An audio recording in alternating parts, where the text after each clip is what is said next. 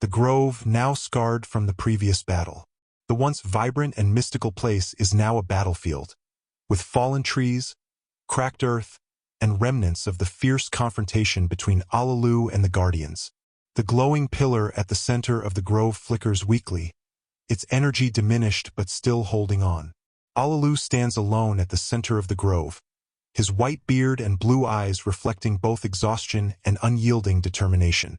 He surveys the damage around him, knowing that the struggle is far from over.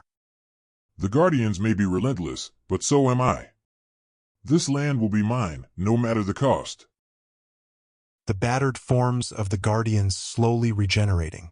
Their glowing eyes flicker back to life, and they begin to stir, their bodies reforming from the earth and stone around them, way up on a high mountain ridge overlooking the grove. From this vantage point, a figure cloaked in shadow observes the scene below.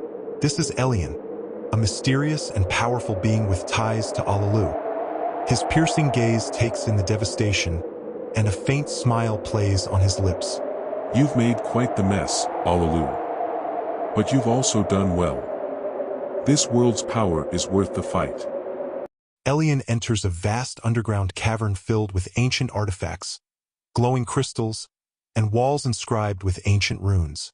The air is thick with a mystical energy, and the faint sound of chanting can be heard echoing through the chamber.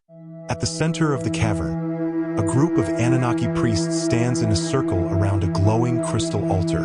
They are deep in ritual, their voices rising and falling in a rhythmic chant. The energy in the room pulses with each verse, growing stronger with every repetition. By the stars and the earth, by the blood of the ancients, we call upon the power of Nibiru. Awaken and rise, O Ancient One. Elian approaches the altar, his presence immediately commanding the attention of the priests. They fall silent as he steps forward, placing his hand on the glowing crystal. The time has come. Alalou has begun his conquest, but he will need our aid to succeed. The power of this world must be harnessed, and the Guardians must be subdued. We are ready, Elian. The ritual will channel the energy of Nibiru and amplify Alalou's power. The Guardians will fall, and the earth will be ours. Begin the final invocation. We will ensure that Alalou's victory is absolute. The priests resume their chant, their voices rising in unison as the energy in the cavern reaches its peak. The crystal pulses with light, sending waves of energy through the walls of the cavern and out into the earth above.